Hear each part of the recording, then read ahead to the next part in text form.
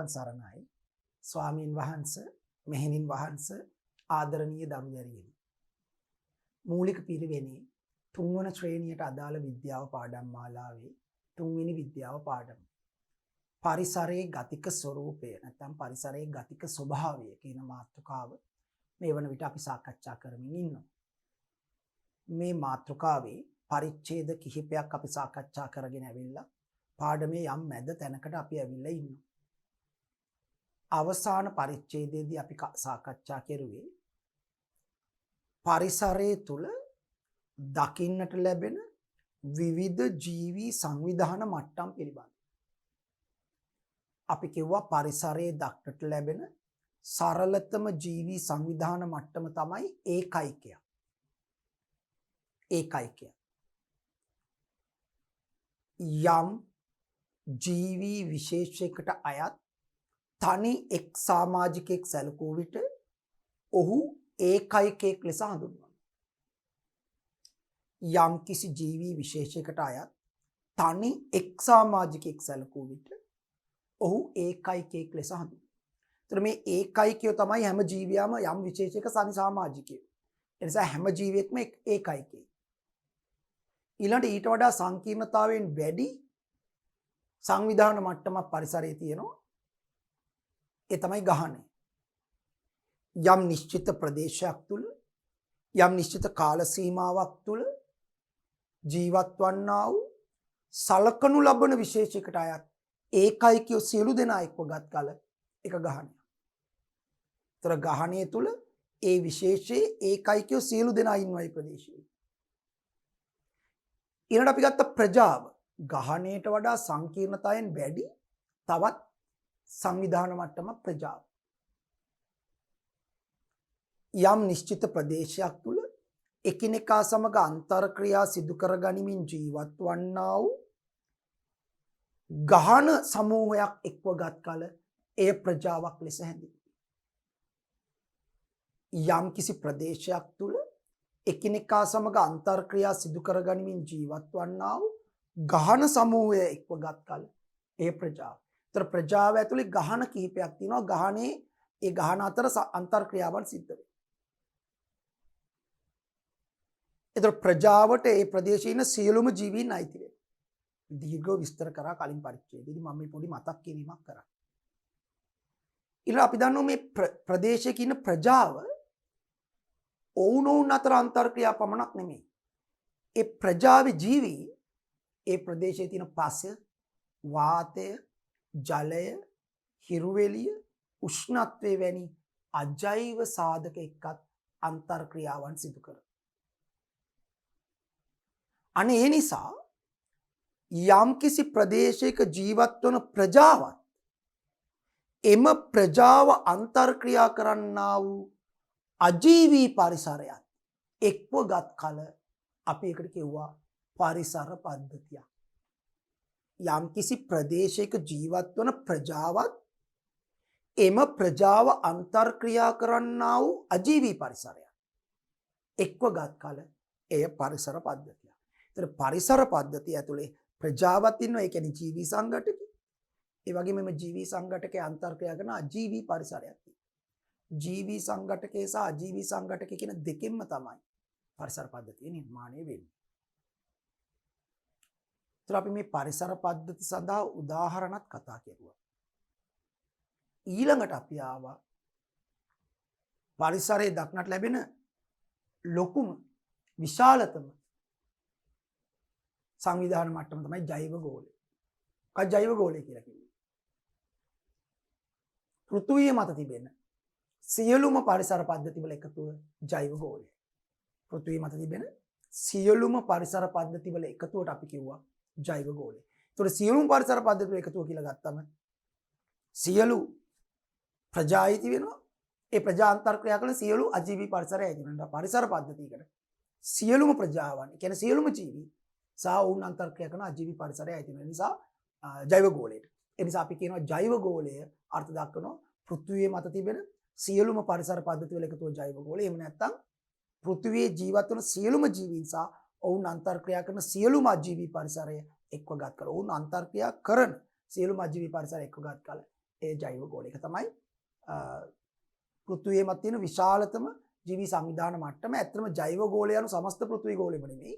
පෘථිවි ගෝලයේ ජීවි අන්තර්ක්‍රියා සිදුවන කොටස තමයි ජෛව ගෝලය. පැහැදිලි? හරි. අපි දැන් ඉතා වැදගත් මාතෘකාවට තමයි මේ පරිච්ඡේදයේදී එන්න හදන්නේ. ඒ තමයි පරිසරයේ විශේෂයෙන්ම පරිසර පද්ධතිය අපි කියමුකෝ. පරිසර පද්ධතියේ සංකීර්ණ අවස්ථාවනේ ජෛව ගෝලය. අපි ඊට පොඩ්ඩක් මෙහාට ඇවිල්ලා පරිසර පද්ධතිය ගැන කතා කරමුකෝ. ඒතකොට ඒකේ ජෛව ගෝලයටත් ඒ විදිහම ඇප්ලයි කරගන්න පුළුවන්. ඒ විදිහම යොදා ගන්න පුළුවන්. හරි? පරිසර පද්ධතියක් ස්ථායීව පවතින නම් පරිසර පද්ධතියක් ස්ථායීව පවතින නම් ඒ කියන්නේ ස්ටේබල් වෙලා තියෙන නම් හරිද? සමතුලිතව පවතින නම් ඒ පරිසර පද්ධතිය ඇතුළේ ජීවි අජීවි අන්තර්ක්‍රියා සිද්ධ වෙන්න ඕන. අන්තර්ක්‍රියා සිදු වෙනකොට වෙනස් වීම වෙනවා. අන්න ගතිකයි. හැබැයි එක් අන්තර්ක්‍රියාවකින් සිදු කරන බලපෑම ඊට විරුද්ධ අන්තර්ක්‍රියාවක් මගින් උදාසීන කරන නිසා සමතුලිතයි. අන්තර්ක්‍රියා නිරන්තරයෙන් පරිසර පද්ධතියක වෙන්න ඕනේ. නැත්නම් ඒක පරිසර පද්ධතියක් වෙන්නේ නැහැ. පරිසර පද්ධතියක් ඇතුළේ ජීවි සංඝටකයක් තියෙනවා, අජීවි සංඝටකයක් තියෙනවා. මේවා අන්තර්ක්‍රියා කරනවා. ඉන්ටරැක්ෂන්ස් තියෙනවා. එතකොට මේ අන්තර්ක්‍රියා වෙනවයි කියන්නේ වෙනස් වීම වෙනවා. අන්න ගතිකය. හැබැයි ගතිකව වෙනස් වුණාට එක් ක්‍රියාවලියක් මගින් සිදු කරන බලපෑම ඊට විරුද්ධ ක්‍රියාවලියක් මගින් උදාසීන කරන නිසා සමතුලිතවත් පවතින. ගතිකයි සමතුලිතයි. ගතික සමතුලිතතාවයක් පරිසර පද්ධතියක පවත්වන්න නම් ඒ පරිසර පද්ධතියක් ඇතුලේ අන්තර්ක්‍රියා සිද්ධ වෙනවා. පරිසර පද්ධතියක් තුළ සිදුවන අන්තර්ක්‍රියා ප්‍රධාන ආකාර 3යි. පරිසර පද්ධතියක් තුළ සිදුවන අන්තර්ක්‍රියා ප්‍රධාන ආකාර 3යි. පළවෙනි එක ජීවි ජීවි අන්තර්ක්‍රියා. ජීවි අන්තර්ක්‍රියා. ඒ කියන්නේ පරිසර පද්ධතියේ ජීවි සංඝටක ප්‍රජාවේ ජීවීන් අතර අන්තර්ක්‍රියා. දෙවෙනි එක තමයි ජීවි අජීවි අන්තර්ක්‍රියා. ජීවි අජීවි අන්තර්ක්‍රියා. පරිසර පද්ධතියේ ජීවි සංඝටකයයි අජීවි සංඝටකය අතර සිදුවන අන්තර්ක්‍රියා. තුන්වෙනි එක තමයි අජීවි අජීවි අන්තර්ක්‍රියා. අජීවි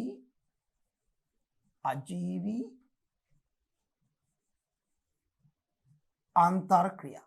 ඒ කියන්නේ අජීවී සංඝටක අතර සිදුවන අන්තර්ක්‍රියා. ඒවත් වෙනවා පරිසර පද්ධතියේ.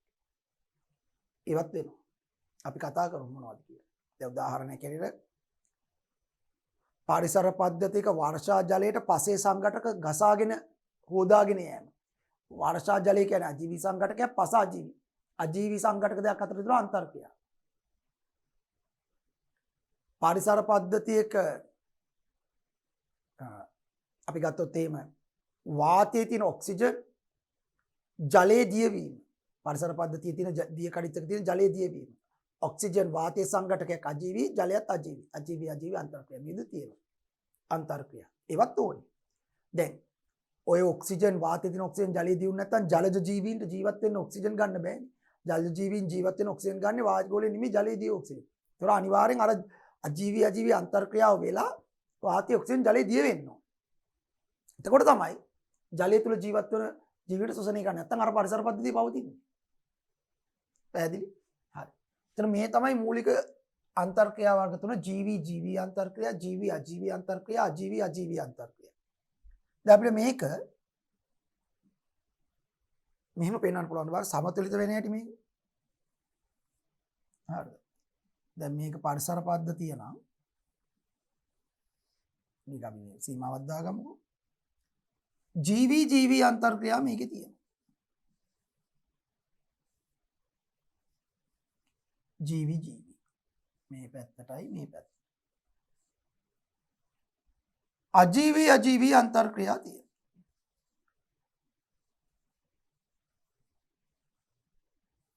මෙහෙටයි මෙහෙට. ජීවි අජීවි අන්තර්ක්‍රියා තියෙනවා.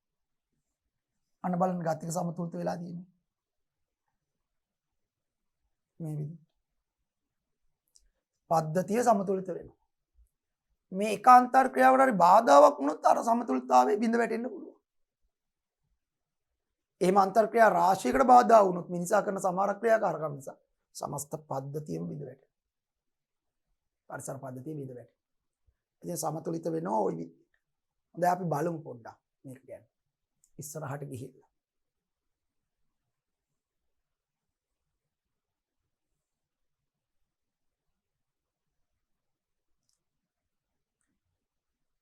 ස්වභාවික පරිසරය කෙරෙහි බලපාන ජෛව අන්තර්ක්‍රියා තමයි මුලින්ම කතා කරන්නේ. ජීවි අන්තර්ක්‍රියා ඉස්සල්ලාම. වර්ග තුනයි ජීවි අජීවි. දැන් මුලින්ම කතා කරන දැන් ජීවි අන්තර්ක්‍රියා. ජෛව අන්තර්ක්‍රියා. තරංගය. ඔව්. තරංගය කියන්නේ පරිසර පද්ධතියක තියෙන ජීවි අන්තර්ක්‍රියාව. තරංගය. මොකද්ද මේ තරංගය කියන්නේ? අපි දන්නවා පෘථුවිය මත කොයිතරම් ජීවීන් හිටියත් ඒ ජීවීන්ට ජීවත් වෙන්න ඕන කරන ස්වභාවික සම්පත් සීමා සහිතව තමයි මේ පෘථුවිය මත තියෙන්නේ. ඒ කියන්නේ මේ පෘථුවිය මත ස්වභාවික සම්පත් අසාමාන්‍ය ලෙස පිහිටලා නැහැ. යම් කිසි ජීවීන් ප්‍රමාණයක් නඩත්තු කරන්න පුළුවන් මට්ටමේ ස්වභාවික සම්පත් ප්‍රමාණයක් පමණයි පෘථුවිය මත පිහිටලා තියෙන්නේ. ඒකෙන් නොකිය කියවෙනවා පෘථුවිය මත ඉන්න පුළුවන් නිශ්චිත ජීවි ප්‍රමාණයකට විතරයි කියලා. මොකද ඕනේ තරම් ජීවීන්ට පෘථුවිය මත ඉන්න පුළුවන් නම් එහෙනම් ඒ ඔක්කොටම ඇති වෙන අනන්ත ගාණක් ස්වභාවික සම්පත් පෘථුවිය තුල තියෙන්නේ බෑ. නෑ පෘථුවිය තුල තිබෙන්නේ හැම වෙලාවෙම සීමා සහිත ස්වභාවික සම්පත් ප්‍රමාණය. ජීවීන්ට අවශ්‍ය කරන සීමා සහිත ස්වභාවික සම්පත් ප්‍රමාණය. ඉන් අදහස් වෙන්නේම පෘථුවිය මත ඉන්න පුළුවන් සීමා සහිත ජීවීන් ප්‍රමාණයකට පමණයි. නමුත් හැම වෙලාවෙම පෘථුවියේ ඔය කියන සීමාවට වඩා වැඩි ජීවීන් ප්‍රමාණයක් ඉන්නවා. හැම වෙලාවෙම පෘථුවියේ ඒ කියන්නේ තියෙන ස්වභාවික සම්පත් වලින් නඩත්තු කරන්න පුළුවන් ජීවීන් ප්‍රමාණයට වඩා වැඩි ප්‍රමාණයක් බිහි වෙනවා. පෘථුවිය. එතකොට එහෙම බිහි වෙනකොට ඉන්න ජීවීන් ගාන වැඩි. හැබැයි තියෙන ස්වභාවික සම්පත් ඒ තරම් ප්‍රමාණයකට නැහැ. අන්න එතකොට ස්වභාවික සම්පත් සඳහා ජීවීන් අතර තරංගයක් හටගන්නවා. මේ ස්වභාවික සම්පත් සඳහා ජීවීන් අතර තරංගයක් හටගන්නවා. පැහැදිලි? එතකොට ඒ තරංගයේදී මොනවද මේ දැන් ඔය තරංගේ මොනවද ඔය ස්වභාවික සම්පත්? එකක් තමයි වාතය. උෂ්ම ගන්න වාතය සඳහා. හරි ඔක්සිජන් ලබා ගැනීම සඳහා. ඊළඟ ජලය සඳහා. ජීවීන් අතර තරංගයක් තියෙනවා. දැන් බලන්නකෝ අදටත් ලෝකේ පෘථුවියේ 70%කට වඩා වැඩි ප්‍රමාණයක් ජලය තිබුණාට මිනිසාගේ පාරිභෝජනයට ගත හැකි පිරිසිදු ජලය තියෙන්නේ පෘථුවියේ තියෙන සමස්ත ජල ප්‍රමාණය 0.01කටත් වඩා අඩු ප්‍රමාණයක්. ඒ නිසා ඒ ජලය වෙනුවෙන් මිනිස්සු තරංග කරනවා. අපි දන්නවා ජලය බෙදා ගන්න බැරුව ගංගාවල යුද්ධ ඇති වෙච්ච අවස්ථා. ඒ කියන්නේ ජලය සීමිත සම්පතක්. අදටත් ලෝකයේ සමහර රටවල් වල මිනිස්සුන්ට පානීය ජල පොදක් නැතුව ඒ වෙනුවෙන් දුක් විඳින මිනිස්සු ඉන්නවා. අපේ රටේ පවා සමහර ප්‍රදේශවලට පිරිසිදු පානීය ජලය හොයාගන්න බැරුව දුක් විඳින ජනතාව ඉන්නවා. කොට ජලයේ සීමා සහිත සම්පතක් ඒ වෙනුවෙන් අපි මිනිහා පැත්තකට දාලා බලලා සත්තු තරංග කරනවා. ඊළඟ ආහාර සඳහා සතුන් අතර තරංගයක් තියෙනවා. මොකද වැඩි ආහාර ප්‍රමාණයක් භුක්ති විඳොත් තමයි තමන්ගේ ජීවිතේ පවත්වාගෙන ඊළඟ පරම්පරාවට වැඩි ජනිතයන් ප්‍රමාණයක් බිහි කරන්න පුළුවන්. ඒ සඳහා ජීවීන් අතර ආහාර සඳහා නිරන්තර තරංගයක් තියෙනවා. මොකද ආහාර ලෝකේ ඕනි තරම් නැහැ. දැන් අපි මිනිස්සුන්ගේ පැත්තට ආයෙ හැරලා බැලුවොත් එහෙම නේද? ලෝක ජනගහනයේ සෑහෙන ප්‍රතිශතයක් ආහාර නොමැතිව මන්ද පෝෂණයෙන් දුක් විඳිනවා. එතකොට අපේ රටේ පවා ඇතැම් විට ආහාර නොමැති පුද්ගලයෝ ඉන්න පුළුවන් අවශ්‍ය ප්‍රමාණයට ආහාර නොලැබෙන අය. එතකොට ආහාර සඳහා ජීවීන් අතර තරංගයක් තියෙනවා. දැන් වනාන්තරයක් ගත්තොත් එහෙම ඒ වනාන්තරයේ සත්තු අතර ආහාර සඳහා තරංගයක් තියෙනවා. වියලි කාලේ ජලය සඳහා තරංගයක්. ශාකත් එහෙමයි. ශාක මුල් වලින් පසෙන් ජලය උරා ගන්න හැම ගහක්ම තරංග කරනවා. මොකද හැම ගහකම මුල් පැතිරලා තියෙන්නේ පසේ. ඒත් හැම ගහක්ම මුල් වලින් ජලය උරා ගන්නවා පසේ. ඒතර පසේ තියෙන ජල ප්‍රමාණය අඩු වෙනවා. තරංගයට තමයි ගන්න. තරංග කර කර තමයි ගන්න. හැමෝ අතරම මේ තරංගය තියෙනවා. ආහාර සඳහා, ජලය සඳහා, වාසස්ථාන සඳහා, ප්‍රජනනය සඳහා. දැන් සමහරක් වෙලාවට ඔය සමහරක් සත්ව ගහනවල විශේෂයෙන්ම මුවන්ගේ වගේ අයගේ, ගෝන්නුන්ගේ වගේ අය. ඒගොල්ලන්ගේ පිරිමි සත්තු ගැහැණු සත්තුත් එක්ක ප්‍රජනනය කරන්න පිරිමි සත්තු අතර මේ තියෙනවා තරංගයක්. එතකොට පිරිමි සත්තු අං වලින් ඇන ගන්නවා. ඇනගෙන තමන්ගේ ශක්තිය ප්‍රදර්ශනය කරනවා. ඒතකොට මේ තරංගෙන් දිනන කෙනාට තමයි වැඩි ගැහැණු සත්තු ප්‍රමාණයක් එක ප්‍රජනනය දීලා ඊළඟ පරම්පරාවට පැටව බී කරන්න පුළුවන් වෙන්නේ.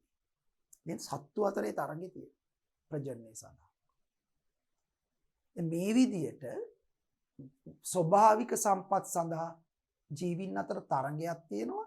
ඒ තරංගේ බොහෝ වෙලාවට තියෙන්නේ එකම විශේෂ ජීවීන් අතර තමයි ප්‍රබලවම තියෙන. දැන් උදාහරණ අපි ගත්තොත් එහෙම දැන් අපි ගමුකෝ මෝ කියලා. ඒතර මෝ අතර අවශ්‍යතා සමානයිනේ. දැන් මුවෙක් සහ කොටියෙක් අතර තරංගේ නැත්තේ නෑ තියෙනවා. මම මේක පස්සේ කියන්නම්. හරිද? තියෙනවා මුවෙක් සහ කොටියෙක් අතර, මුවෙක් සහ අලියෙක් අතර තරංගයක් තියෙන්න පුළුවන්. නමුත් මුවෙක් සහ තවත් මුවෙක් අතර. ඒතකොට අපි කියන්නේ ඒකට අන්තක් විශේෂ තරංගය. අන්තක් විශේෂ ඇතුළේ ජීවීන් අතර, එකම විශේෂ ජීවීන් අතර තරංගෙ වැඩි. මොකද මේ මුවාගේ අවශ්‍යතාවම තමයි අනික් මුවාටත් තියෙන්නේ. දෙන්නටම ඕයලට ඕන කරන එකම වර්ගයේ ආහාර. දෙන්නටම එකම වෙලාවට ජලය ඕන වෙන්න පුළුවන්. ඒ කියන්නේ එකම විදියට. ඒතකොට දෙන්නටම බොහෝලා ජීවත් වෙන එකම පරිසර තත්ත්වයට දෙලා එකම වාසස්ථාන. අන්තක් විශේෂ තරංගයේ ප්‍රබලයි. ඒ ප්‍රජනනයේට නම් අනිවාර්යෙන් වෙන විශේෂ අතර නෙමෙයිනේ ප්‍රජනනය වෙන්නේ එකම විශේෂයනේ. ඒතකොට ඒගොල්ලෝ කොහොමද තරංග කරන්නේ? අන්තක් විශේෂ තරංගයේ පරිප්‍රබලයි. දැන් මිනිස්සු බලන්නකෝ. අපි ඔක්කොම හෝමෝ සේපියන්ස්ලානේ. අපි අතර ප්‍රබල තරංගයක් තියෙනවා. නේද? ආහාර සඳහා අපි අතර ලොකු තරංගයක්. ජලය සඳහා අපි අතර ලොකු තරංගයක්. නිවාස සඳහා අපි අතර ලොකු තරංගයක්. ඒ ඔක්කොම විතර මිනිස්සු මුදල් කියලා ඒකකයක් හදාගෙන තියෙනවා. ඒවෙන් ඔය ඕන එකක් ගන්න පුළුවන් ඒවා තියෙනවා නම් එහෙමනේ මිනිස්සු හිතන්නේ. දැන් සත්තු මුදල් පාවිච්චි කරන්නේ නැහනේ. ඒගොල්ලෝ අර සම්පත් වලට. අපි සංකල්ප ඒකකයක් හදාගෙන තියෙනවා මුදල් කියලා. ඒක තියෙනවා නම් ඕන එකක් ගන්න පුළුවන් නිසා අපි මුදල් සඳහා තරයි. මිනිස්සු. රටවල් අතර තරයි. නේ? රැකිරක්ෂා සඳහා තරයි. ඉගෙන ගැනීම සඳහා තරයි. අන්තක් විශේෂ තරංගයේ ප්‍රබලයි. දැන් අපිට සත්තුත් එක්ක එච්චර ලොකු තරංගයක් නැහැනේ. අපිට තියෙන්නේ තවත් මිනිස්සුත් එක්කම තරංගයක්. අන්තක් විශේෂ තරංගයේ ප්‍රබලයි හේතුව අවශ්‍යතා සමාන නිසා සමාන අවශ්‍යතා සපුර ගන්න සෑහෙන තරංගයක් දෙනවා. අන්තර් විශේෂ තරංගයක් තියෙනව නැත්නම් නෑ. දැන් උදාහරණයක් කොටියෙක් මුවෙක්ව එලෝගෙන ඉන්නවා. අන්තර් විශේෂ. කොටියා සාමුවා කියන්නේ විශේෂ දෙකක්. කොටියෙක් මුවෙක්ව එලෝගෙන ඉන්නවා ආහාර සඳහා. ඒතර කොටියාගේ තරංගයේ තියෙන ආහාර සඳහා, මුවාගේ තරංගයේ තියෙන ජීවිතේ බේරා ගැනීම සඳහා, ආරක්ෂාව සඳහා තරංගය. හරිද? ඒතර කොටියෙක් මුවෙක්ව එලෝගෙන ඉන්නවා මුව රංචුවම දුවනවා. මුව රංචුවක ඉන්න මුවෙක්ව එලෝගෙන ඉන්නේ. දැන් කොටියයි මුවයි අතර තරංගයේ තියෙනවා. කොටියට තියෙනවා ආහාර සඳහා තරංගයක්, මුවාට තියෙනවා කොටියාගෙන් බේරීමට ආරක්ෂාව සඳහා විශේෂයෙන්ම අනික් මුවන් එක්කත් ඒ තරංගය. ඉතින් කොටියා මුව රංචුවම එලෝගෙන ඉනකොට මොන මුවාද ගොදුරු වෙන්නේ කියන එක පිළිබඳ මුවන් අතර තරංගයක් තියෙනවා. අර මුවාව පහු කරගෙන දුවන්න මේ මුවා උත්සාහ කරනවා. එයාව පහු කරගෙන තව එක්කෙනෙක් උත්සාහ කරනවා මම කොටියට අහු නොවන මුවා බවට මම්පත් නොවී ඉන්න ඕනේ කියන එක. එතකොට ඒක තියෙන්නේ මුවන් අතරේ තරංගේ තියෙන්නේ. ඊතර ඇත්තටම තියෙන අන්තක් විශේෂ තරංගයක් තමයි මුවන් අතර තියෙන්නේ. කොටියට අහු නොවි මරණයට පත්වන මුවා මම නොවි සිටීමට. හරිද? අන්තක් විශේෂ තරංගය. කොටියයි මුවයි අතර තරංගයක් තියෙනවා. අපි හිතමු දෙන්නෙක් කොහොම හරි ඔකෙන් එක මුවෙක්ව පස්සේ මෙලවනවා කියලා කොටියා. ඒතර තරංගයක් තියෙනවා අන්තර් විශේෂ තරංගේ. කොටියා ආහාර සඳහා තරංගේ, මුවා ජීවිත ආරක්ෂාව සඳහා තරංගේ. සමහරක් වෙලාවට කොටිය මුවා වල්ලගත්තොත් එතකොට කොටිය තරගෙන් දින්නා. කොටියට මුවා වල්ලගන්න වෙරු මුවා පැනලා ගියොත් මුවා තරගෙන් දින්නා. අන්තර් විශේෂ තරග. හරි. එතකොට සමහරක් වෙලාවට අපි ගත්තොත් මුවෙක් සහ ගෝණෙක් දෙන්නට ආහාර සඳහා තරගයක් තියෙන පුළුවන් අන්තර් විශේෂ වුණා. දෙන්නම එකම වර්ගයේ ආහාරනේ ගන්න. දැන් මේ විදියට. එතකොට මේක අන්තක් විශේෂ අතරක් තියෙනවා තරගයේ. අන්තර් විශේෂ අතරක් තියෙනවා. බොහෝ වෙලාවට තරගයේ උග්‍ර වෙන්නේ ප්‍රබල වෙන්නේ අන්තක් විශේෂ තරගය. අන්තක් විශේෂ තරගය. හරි. එතකොට කෙසේ වෙතත් ජීවී ඒ ස්වභාවික සම්පත් නිසා තමන්ගේ විශේෂයෙන්ම ජීවීන් අතර හෝ වෙනත් විශේෂ ජීවීන් අතර තරඟ කරනවා. ඒ තරඟයෙන් දිනන්නේ කවුද? නැත්නම් ඒ තරඟයෙන් සාර්ථක ලෙස ජයගන්නේ කවුද? එයාට පුළුවන් පරිසරයේ වැඩි සම්පත් ප්‍රමාණයක් භුක්ති විඳලා වැඩි කාලයක් ජීවත් වෙලා ප්‍රජනනය කරලා ඊළඟ පරම්පරාවට තමන්ගේ ජනිතය වැඩි ප්‍රමාණයක් බිහි කරනවා. ඔය තරඟයෙන් පරදින ජීවීන් නිරන්තරයෙන්ම ඔය තරඟෙන් පරදිනවා නම් ඒ ක්‍රමානුකූලව පරිසරයේ ඒගොල්ලන්ට ලැබෙන සම්පත් ප්‍රමාණය අඩු වීම නිසා හරි ඒගොල්ලෝ පරිසරයෙන් ක්‍රමක්‍රමයෙන් වඳ වෙනවයි කියලා තමයි චාල්ස් ඩාවින් කිව්වේ. ඒකයි ඩාවින් කිව්වේ ජීවීන් අතර තරංගයක් තියෙනවා. තරංගයේ ජීවන ජීවි පරිසරය තුළ ප්‍රවර්තනය වෙනවා. පවතිනවා. උචිතෝන්නතිය කියලා තමයි ඔහු ඒකට වචනේ පාවිච්චි කරේ. survival of the fittest. උචිතෝන්නතිය. උචිතයාගේ උන්නතියට ලක් වෙනවා. ඒ වැඩි සම්පත් ප්‍රමාණය ඒගොල්ලෝ තමයි උචිත. තරංගයෙන් දිනන අය. ඒගොල්ලෝ වැඩි සම්පත් ප්‍රමාණයක් භුක්ති විඳලා පරිසරයේ තමන්ගේ සංඛ්‍යාව වැඩි කරගෙන ඊළඟ පරම්පරාවට ජනිතයන් බිහි කරලා තමන්ගේ සංඛ්‍යාව වැඩි කරලා උන්නතියට ලක් වෙනවා පරිසරය. තරඟෙන් පරිදින ජීවි ඒගොල්ලෝ අනුචිතයි. ඒතර ඒගොල්ලන්ට වැඩි සම්පත් ප්‍රමාණයක් හම්බ වෙන්නේ නැහැ. ඒතර ඉක්මනට මිය යනවා. ඒ නිසා ඒගොල්ලන්ගේ පරම්පරාව ඊළඟ පරම්පරාවට ගේන්න තියෙන හැකියාව අඩුයි.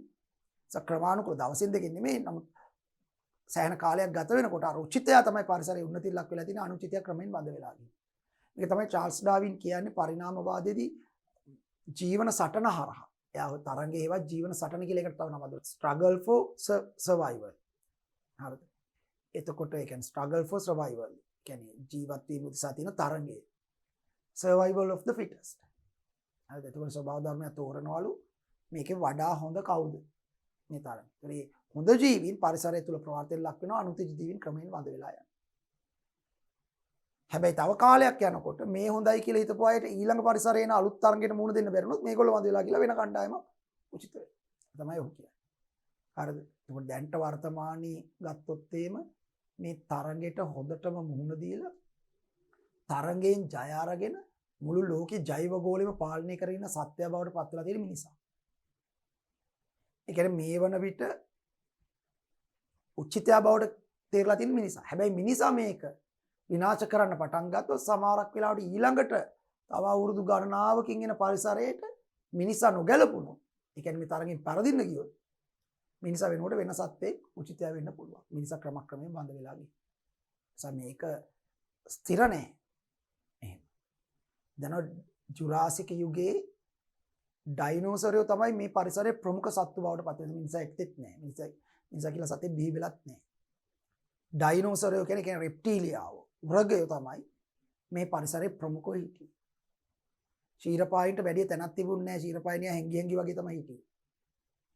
නමුත් ක්‍රමානුකූලව යම් කිසි හේතුවක් නිසා පරිසර වෙනස් වීමකට ලක් වෙලා ඒ අලුතෙන් ආව පරිසරයට උරගයෝ ඒ ඩයිනෝසරයෝ වගේ විශාල සත්තු නොගැලපුණා. උන් ක්‍රමයෙන් බඳ වෙලා ගියා. ඊට පස්සේ යන ශීරපායින් පරිසරය තුල ප්‍රමුඛ වුණා. අද වන විට ශීරපායින් අතරත් ප්‍රමුඛයා බවට පත් වෙලා තියෙන නිසා. හරි? එතකොට ඒක හරි වැදගත්. ඒ තරංගය පරිසර පද්ධතියක ජීවි අන්තර්ක්‍රියාවක් ඉතා හොඳ අන්තර්ක්‍රියාවක්. එය ජීවි අන්තර්ක්‍රියාවක්. තරංග කරන්නේ අජීවි පරිසරයත් එක්ක බොහෝ වෙලාවට ජීවි අන්තර්ක්‍රියාවක්. එමගින් ජීවි වැඩි සම්පත් ප්‍රමාණයක් ලබාගෙන තමන්ගේ පැවැත්ම තහවුරු කරගන්න උත්සාහ කරනවා. අන්තක් විශේෂ තරංගයේ තියෙනවා. අන්තර් විශේෂ තරංගයේ තියෙනවා.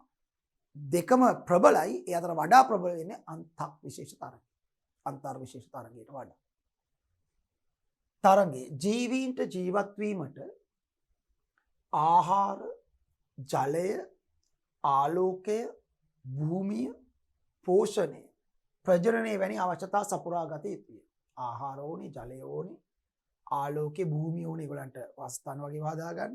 පෝෂණය. දැන් ශාකවලට නම් භූමිය උනේ පැවැත්මට මාධ්‍ය ලෙස පෝෂණය ගන්න ඒත්‍රි ආහාරම තමයි ප්‍රජනනයේ වැනි අවශ්‍යතා සපුරා ගත යුතුයි. එකම ගාහනේ සමාජිකින් අතරද වෙනත් ගානවල සමාජිකින් අතරද විවිධ අවශ්‍යතා සපුරා ගැනීම සඳහා තරගයක් පවතී. එකම අය අතරත් වෙනස් වර්ගය අතරත් මේ තරගයේ තියෙන අවශ්‍යතා සඳහා කියුවේ අන්තක් විශේෂ තරගය අන්තර් විශේෂ තරගය කියලා මම කිව්වේ ඒකයි. නිදසුන් ගොදුරක් සඳහා සතුන් අතර ඇතිවන පොරවැදින් දැන් මේක අන්තක් විශේෂ තරගය. කියන්නේ කොටියෝ දෙන්නෙක් මස් කෑල්ලකට තරඟ කරනවා. එතකොට මස් කෑල්ල ඒක මැරුණු ජීවියා ගැන නෙමෙයි අපි ගන්නෙ මේ ආහාරය උසා මේ දෙන්න අතර එකම විශේෂ ජීවීන් අතර අන්තක් විශේෂ තරගය. කොස් ගසක් මුල පතනය වන කොස් බීජ ප්‍රරෝහණයෙන් හටගන්නා කොස් පැල වර්ධනය වීමේදී ආලෝකයේ වාතයේ ජලයේ භූමිය සඳහා ඕනෝන් අතර මෙන්ම මෞෂාකය සමග තරඟ වැදීම. ඒක හරිය වැදගත් දෙයක්. ඒක නිසා තමයි ওই බීජ ව්‍යාප්තිය කියලා එකක් අවශ්‍ය වෙන්නේ ශාකවලට. අපි ගමු කොස් ගහක් මෙහෙම.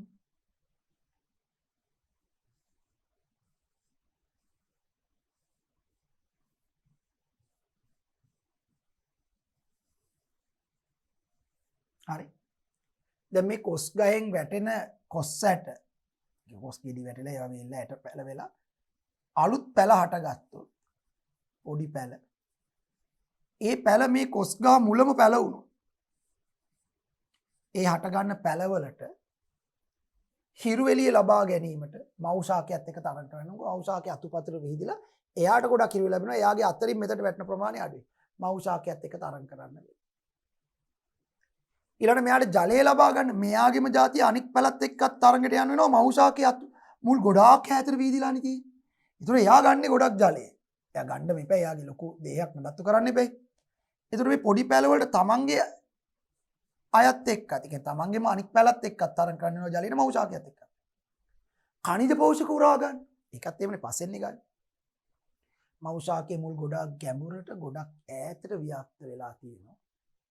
ඒ නිසා කනිජ පෝෂක උරා ගන්න මෞෂාකයත් එක්කත් මේ පැලවලට තරංගයක් තියෙනවා. තම තමන් අතරත් ඒ තරංගෙ. අන්න ඒක නිසා තමයි අර බීජ ව්‍යාප්තිය කියන එක ඕන වෙන්නේ. බීජ සහ ඵල ව්‍යාප්තිය කියලා ඔය ශාක ප්‍රජනනයේදී එක කොටසක් කතා කරනවා. කියන්නේ ශාකයක් හැම වෙලාවෙම උත්සාහ කරනවා තමන් නිපදවන බීජ සහ ඵල ටික පුළුවන් තරම් තමන්ගෙන් ඈතට යවා ගන්න. හරි පුළුවන් තරම් තමන්ගෙන් ඈතට යවා ගන්න උත්සාහ කරනවා. ඒකට එක හේතුවක් මේක. මොකද මවුෂාගේ දන්නවා මගේ යටම මේ ඇට ටික වැටලා පැලවුණොත් එන පැලවලට මාත් එක්කත් තරංගයක් තියෙනවා ඒගොල්ලෝ එක්කත් තරංගයක් තියෙනවා. ඒ තරගේ හුඟක් වෙලාවට මේ පැල පරදිනවා. මවුෂාකේ දිනනවා. පැල එකක් දෙකක් වගේ තමයි උනම් පැලවුණොත් පැලවෙන්නේ.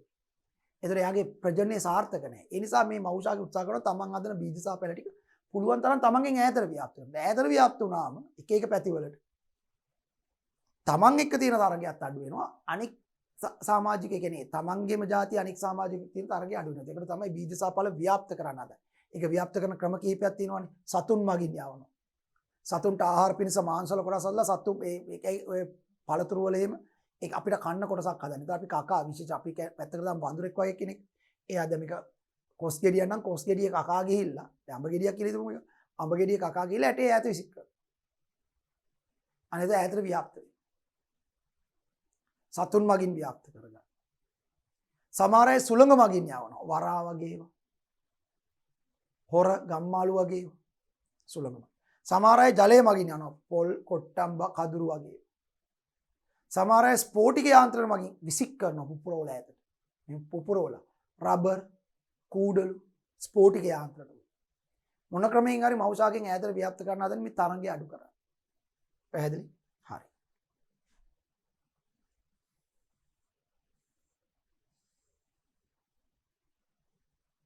ඒක තමයි මේ කියලා තියෙන්නේ. කොස් ගසක් මුල පතනය වන එක ඕන ගහකට අදාළයි. උදාහරණයක් කොස් ගස අරන් තියෙන්නේ. කොස් ගසක් මුල පතනය වන කොස් බීජ ප්‍රරෝහණයෙන් හට ගන්නා කොස් පැල වර්ධනය වීමේදී ආලෝකයේ වාතයේ ජලයේ භූමිය සඳහා ඔවුනොවුන් අතර මෙන්ම මෞෂාකයේ සමග තරඟ වැදීමට සිදුවේ.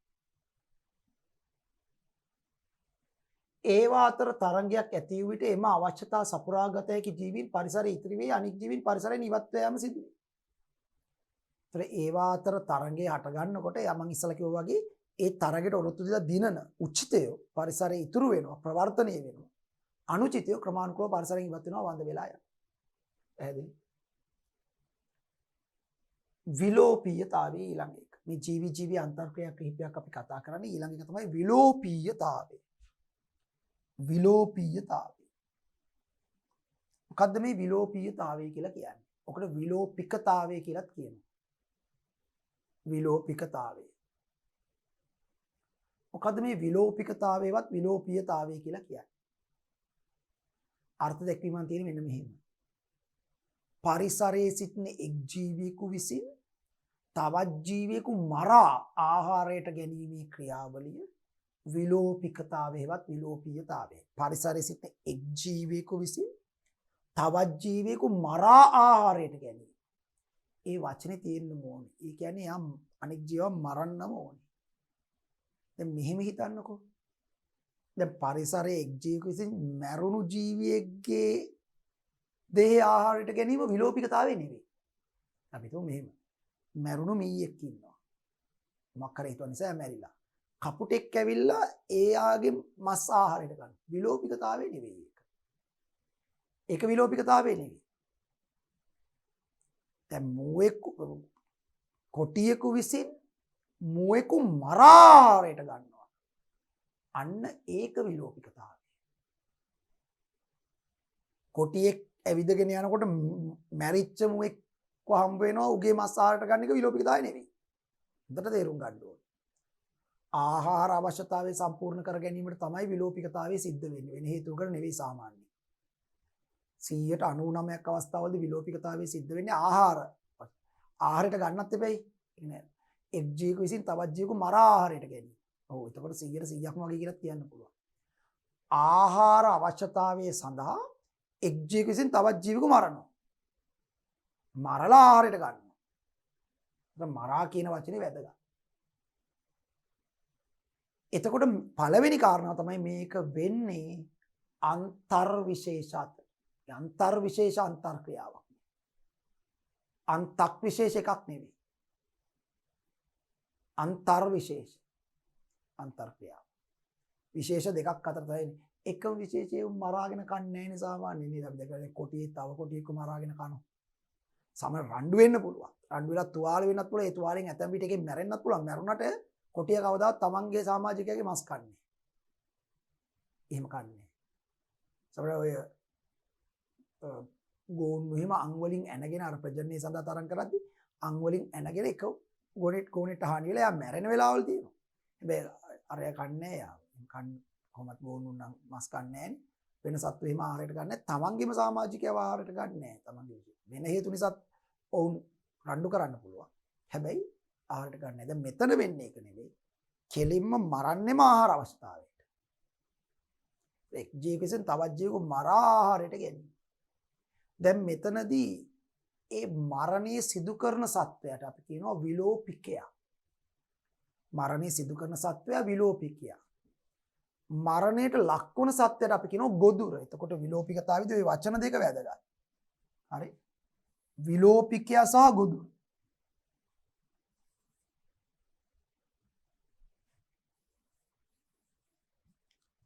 විලෝපිකයා අනෙක් එක්කෙනා ගොදුර. උදාහරණයක් හැටියට ගත්තොත් එහෙම දැන් කොටිය තමයි විලෝපිකයා.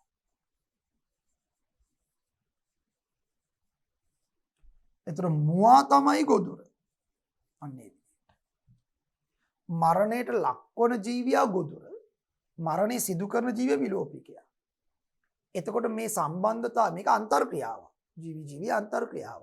මුවා සහ කොටිය ජීවින් දෙදෙනෙකු අතර අන්තර්ක්‍රියාව පරිසර පද්ධතිය. ඒතර මේකෙදී හැම වෙලාවෙම විලෝපිකයට වාසි. මෙයාට වාසි මෙයාට ආහාර හම්බ වෙනවා. ගොදුරට අවාසි. එයාට මරණයට ලක් වෙන්න වෙනවා. අවාසි. සාමාන්‍යයෙන් ජීවි අන්තර්ක්‍රියාවකදී ඒ අන්තර්ක්‍රියාවට ලක් වෙන එක ජීවියට හරි අවාසියක් වෙනවා. අපි ඒකට කියනවා ඍණ අන්තර්ක්‍රියාව. යම් කිසි ජීවි අන්තර්ක්‍රියාවකදී එක ජීවියට හරි අවාසියක් වෙනවා. ඒක ඍණ අන්තර්ක්‍රියාව. කාටවත් අවාසියක් වෙන්නේ නැත්තම් වාසිද නැද්ද කියන එක වැඩක් නැහැ. කාටවත් අවාසියක් වෙන්නේ නැත්නම් ඒක ධන අන්තර්ක්‍රියාව. යම් ජීවි අන්තර්ක්‍රියාවකදී ඒ අන්තර්ක්‍රියාවට සහභාගී වන ජීවීන් අතර එක්කෙනෙක්ට හරි අවාසියක් වෙනවා නම් ඒක ඍණාන්තර්ක්‍රියාවක්. කාටවත් අවාසියක් වෙන්නේ නැත්නම් ඒක ධනාන්තර්ක්‍රියාවක්. දැන් මෙතනදී ගොදුරට අවාසිනේ.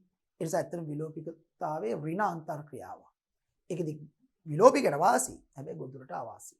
එක්කෙට හරි අවාසි වෙනවා ඒක ඍණාන්තර්ක්‍රියාවක් කියනවා මේක ඍණාන්තර්ක්‍රියාවක්. හරි. හොඳයි අපි බලමු එහෙමනම්. විලෝපීයතාවය. එක් විශේෂයක ජීවියෙකු තම ආහාර අවශ්‍යතාවය සපුරා ගැනීම සඳහා දැක්කනේ ආහාර අවශ්‍යතාවය සපුරා ගැනීම සඳහා තවත් විශේෂ ජීව ගොදුරු කර ගැනීම විලෝපීයතාවය නම් වේ. මෙතන ගොදුරු කර ගැනීම කියන එකකින් අදහස් වෙන්නේ මරණයට ලක් කිරීම කියන එක.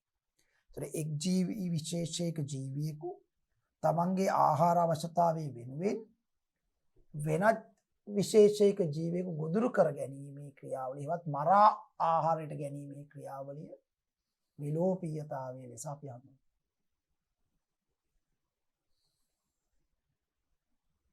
නිදසුන් පිළිඋඩුවා මත්ස්‍යයෙකු ගොදුරු කර ගැනීම. ඒකට පිළිඋඩුවා මත්ස්‍යය ගොදුරු කර ගන්නවා කියන්නේ මරලා ආහාරයට ගන්න. දිව්‍යා මුවෙකු ගොදුරු කර ගැනීම. ඒකට මේක ජීවි අන්තර්ක්‍රියාවක් ඍණාන්තර්ක්‍රියාවක්. මෙතනදී විලෝපිකයට වාසි ගොදුරට අවාසි. ඊළඟට පරපෝෂිතතාවය. ඔන්න ඊළඟ එක හොඳට තේරුම් ගන්න ඕනේ. පරපෝෂිතතාවය. ඒකත් ජීවි අන්තර්ක්‍රියාවක්. පරපෝෂිතතාවය. දැන් මේ මොකද්ද මේක? ඒත් ආහාර අවශ්‍යතාවයටමයි වැඩේ වෙන්නේ. ආහාර අවශ්‍යතාවය. එක් ජීවියෙකු විසින් තවත් ජීවියෙකුගේ දේහය තුල හෝ මත වෙසෙමි. එක් ජීවියෙකු විසින් තවත් ජීවියෙකුගේ දේහය තුල ඇතුලේ හෝ එහෙම නැත්නම් ඒ ජීවියාගේ දේහය මත වෙසෙමි. එම ජීවියාගෙන් පෝෂණය ලබා ගැනීමේ ක්‍රියාවලිය පරපෝෂිතතාවයයි. හරිද? ඒක තව වචනයක් දාන්න පුළුවන් මේක. එක් ජීවියෙකු විසින් තවත් ජීවියෙකුගේ දේහය තුල හෝ මත වෙසෙමින් එම ජීවියාට හානි කරමින් ඔහුගෙන් පෝෂණය ලබා ගැනීමේ ක්‍රියාවලිය. හරියටම කිව්වොත් ඒක තමයි පරපෝෂිතතාවය. ආයෙ කියමු මොකද? එක් ජීවියෙකු විසින් තවත් ජීවියෙකුගේ දේහය තුල හෝ මත වෙසෙමින් එම ජීවියාට හානි කරමින් එම ජීවියගෙන් පෝෂණය ලබා ගැනීම. පරපෝෂිතතාවය. දැන් පරපෝෂිතතාවයේදී කිසිම වෙලාවක අර ආහාර අවශ්‍යතාවය වෙනුවෙන් අනික් ජීවියව මරන්න යන්නේ නැහැ. දැන් විලෝපිකතාවයේදී විලෝපිකයා ගොදුර මරණයට ලක් කරලානේ කන්නේ කියලා. හැබැයි පරපෝෂිතතාවයේදී එහෙම නැහැ. තමන්ගේ ආහාර අවශ්‍යතාවය වෙනුවෙන් වෙනත් ජීවිකයෙක් ඇඟ ඇතුලේ ඉන්නවා. එහෙම නැත්නම් ඇඟ මත ඉන්නවා. දෙහි මත ඉඳගෙන හැබැයි උට හානි කරනවා. ඕකෙන් පොළේ උදාහරණ මදුරුවා. මදුරුවා සහ මිනිසා අතර තියෙන සම්බන්ධය. දැන් මදුරුවා තමන්ගේ ආහාර අවශ්‍යතාවය වෙනුවෙන් මිනිසාගේ දේහයේ මත ඉඳගෙන මිනිසාගෙන් ලේ උරා බොනවා. හැබැයි මදුරුවට කොහෙත්ම අරමුණක් නැහැ මිනිහා මරන්න.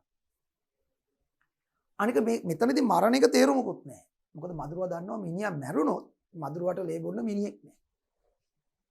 ආයෙත් මදුරුවාට ලේ බොන්න මිනිහෙක් ඉතුරු වෙන්නේ නැහැ නේ. අපි තුන් පළවෙනි පාරම විද්දම් මේක මැරෙනවා නම්. පළවෙනි පාරම විද්දම මැරිලා යනවා නම් මදුරුවාට ඊළඟ වතාවේ ලේ බොන්න මිනිහෙක් නැති වෙනවා. ඒ නිසා මේක ඊට වඩා ස්මාර්ට්. අතනදී කොටියා එක කල්පනා කරන්නේ නැහැ. කොටියා එකපාරම මුවාව මැරුවා කෑවා. ඕනනම් තව දවසක් තියාගෙන කයි. එච්චරයි. ඊළඟට එයාට වෙන මුවෙක් හොයාගන්න සිද්ධ වෙනවා. හැබැයි මදුරුවා එහෙම කරන්නේ නැහැ. මදුරුවා මිනිහාගේ ඇඟ මත වහලා ලේ උරාගෙන බොනවා. හැබැයි මදුරුවට කොහෙත්ම අරමුණක් නැහැ මිනිහාව මරණයට ලක් කරන්න. ඒ හරහා වෙන ලෙඩක් හැදලා මිනිහා මැරෙන එක වෙනම කතන්දරයක්. නමුත් මදුරුවා විදලා උගේ ආහාර අවශ්‍යතාවය තමයි සපුරගන්නේ. ලේ ටිකක් උරාගෙන බොන්නේ. මදුරුවට ඕනේ නැහැ මිනිහව මරන්න. එහෙම අරමුණක් මදුරුවට නැහැ. අපි කතා කරා අර රෝග වාහකයන් නිසා දැන් මදුරුවාගේ ඇඟේ ඉන්න ඩෙන්ගු වෛරසයක් අපේ ඇඟට ඇවිල්ලා ඒ වෛරසය ඇඟ ඇතුලේ බෝ වෙලා අපිට ඩෙන්ගු හැදලා මැරුණා. ඒක ද්විතීයික කතාවක් නේ. මදුරුවා විදින්නේ නැහැ නේ මෙයාට ඩෙන්ගු හැදෙන්නේ කියලා. මදුරුවාගේ ඇඟේ ඉන්න ඩෙන්ගු වෛරසය ගිහිල්ලා අපේ ඇඟ ඇතුලට ඇවිල්ලා එහෙම ඩෙන්ගු හැදලා මැරිච්ච එක ඒක ද්විතීයික කතාවක්. මදුරුවාගේ අරමුණ මිනිහව නොමරා යාගෙන් ලේ ටිකක් බොන්නේ. හරිද? එතකොට මේකෙදි හැබැයි මිනිහට හානියක් තියෙනවා. හානිය මොකද? එයාගේ ලේ බොනවා, එයාට රිදෙනවා, එයාට හානි වෙනවා. නිසා මේකත් ඍණාන්තර ක්‍රියාවක්. එක් ජීවකට අවාසි. මේකෙදි අර පෝෂණ අවශ්‍යතාවයේ සපුර ගන්න ජීවියට අපි කියනවා පරපෝෂිතයා. මේකේ විලෝපිකෙක් නෑ, මරන්නෙක් නෑ. පරපෝෂිතයෙක් ඉන්නවා. ඒ වගේම හානියට ලක්වන ජීවිය අතනදී නම් හානියට ලක් වෙන්නේ මොනවා? ගොදුර. මේකෙදි ගොදුර කියන්නේ නෑ. මොකද මැරෙන්නේ නෑනේ. මේක කියන්නේ ධාරකයා. ධාරකයා. යනු මේක ඉන්නේ පරපෝෂිතයයි ධාරකයා. මදුරුවා තමයි පරපෝෂිතයා, මිනිසා තමයි ධාරකයා. ඒතර පරපෝෂිතයා ධාරකයාගේ දේහයේ තුල හෝ මත වෙසෙමින් ධාරකයාට හානි කරමින් පෝෂණය ලබා ගන්නවා. හැබැයි පරපෝෂිතයාට අරමුණක් නැහැ ධාරකයා මරණයටපත් කිරීම. බොහෝ වෙලාවට ධාරකයා මැරෙන්නෙත් නැහැ. හැබැයි ධාරකයාට හානි සිදු වෙනවා, පරපෝෂිතයාට වාසි සිදු වෙනවා. එක්කෙනෙක්ට අවාසි වෙන නිසා මේක ඍණාන්තර ක්‍රියාව. ඍණාන්තර ක්‍රියාව. තව අපිට ගන්න පුළුවන් අපේ මිනිසාගේ ආහාර මාර්ගින කොකුපණුව. දැන් සාමාන්‍ය මිනිස්සුන්ගේ ආහාර මාර්ගවල කොකුපණුව ඉන්නේ. ඒ නිසා පොඩි අයට පණු බෙහෙත් දෙන්නේ. පොඩි කාලේදී පණු ඉවත් කරන්නේ. හරි. කොකුපණුව අපේ බඩවැලේ එල්ලිලා ඉන්නවා. එල්ලිලා ඉඳගෙන බඩවැලෙන් ලේ උරාගෙන බොනවා. ඒක ඉන්නේ දේහ ඇතුළේ යන්නේ. මදුරුවා දේහේ මත ඒ පරපෝෂිතලා කොකුපණුවා කියන පරපෝෂිතලා දේහ තුල ඉන්නේ. පේන්නේ නැහැ අපිට. ඒතරේ ලේ උරාගෙන බීමෙන් එයා තමන්ගේ අවශ්‍යතාවය ආහාර අවශ්‍යතාවය සපුර ගන්න පරපෝෂිතය තමයි කොකුපණුවා. මිනිසා තමයි ධාරකයා. මිනිසාගේ බඩවැලේ ඇතුලේ එල්ලිලා ඉන්නේ. ධාරකයා. මෙතනදී පරපෝෂිතයට වාසි, කොකුපණුවට වාසි. ධාරක මිනිසාට අවාසි. ඍණ අන්තර්කයා. හැබැයි කොකුපණුව එල්ලිලා ලේ උරන් බිව්වයි කියලා මීයා මැරෙන්නේ නැහැ. හරි. මැරෙන්නේ නැහැ. පෙන් ලෙඩ හැදෙන්න පුළුවන්, මැරෙන්නේ. හරි. එතකොට එක් ජීවියෙකු විසින් තම ආහාර අවශ්‍යතාවය සපුරා ගැනීම සඳහා අපි මෙහෙම කියමු, එක් ජීවියෙකු විසින් වෙනත් ජීවිකයේ දේහය තුල හෝ මත වෙසෙමින් එම ජීවියට හානි කරමින් පෝෂණය ලබා ගැනීමේ ක්‍රියාවලිය පරපෝෂිතතාවයයි. මෙහිදී වාසියත්වර ජීවියා පරපෝෂිතය ලෙසත්, හානියට ලක්වන ජීවියා ධාරකයා ලෙසත් හඳුන්වනවා. ධාරකයාට අවාසි නිසා මේක ඍණාන්තර ක්‍රියාව. පැහැදිලි? අනික බොහෝ වෙලාවට මේ තව පොඩි දෙයක් තියෙනවා. මේ පරපෝෂිතතාවයේදී පරපෝෂිතයා පොඩි, ධාරකයා ඊට වඩා ලොකුයි. දැන් මදුරට වඩා මිනිසා ලොකුයි. කොකුපණුවට වඩා මිනිසා ලොකුයි. තව බල්ලා සහ මැක්කා අතර තියෙන සම්බන්ධයත් එහෙම එකක්. මැක්කා බල්ලාගේ දේහයේ මත වෙසෙමින් උගෙන් පෝෂණය ලබනවා. මත ඉන්නේ මැක්කා පොඩි, බල්ලා ලොකුයි. මැක්කා පරපෝෂිතයා, බල්ලා ධාරකයා. මැක්කට කිසිම අරමුණක් නැහැ බල්ලව මරන්න. බල්ලාගේ ඇත්තටම බල්ලා මැරෙන එක මැක්කට අවාසි. මොකද මලාට පස්සේ ලේවරම් බොන්න බෑ.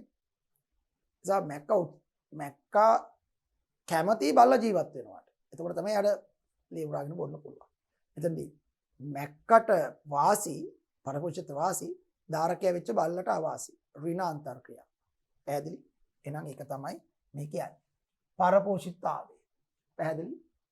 එක් විශේෂයක ජීවියෙකු තවත් විශේෂයක ජීවියෙකු මත හෝ තුල හිඳිමින් එම ජීවියාගෙන් තව පෝෂණ අවශ්‍යතාවය සපුරා ගැනීම පරපෝෂිතතාවය නම් වේ. එක් විශේෂයක ජීවියෙකු තවත් විශේෂ ජීවියෙකුගේ දේහය තුල මත හිඳිමින් එම ජීවියාගෙන් තව පෝෂණ අවශ්‍යතාවය සපුරා ගැනීම පරපෝෂිතතාවය නම් වේ. විශේෂයක ජීවියෙකු තවත් විශේෂ ජීවියෙකුගේ දේහය තුල මත වෙසෙමින් එම ජීවියාට හානි කරමින් ඔහුගෙන් පෝෂණ ලබා ගැනීම පරපෝෂිතතාවය.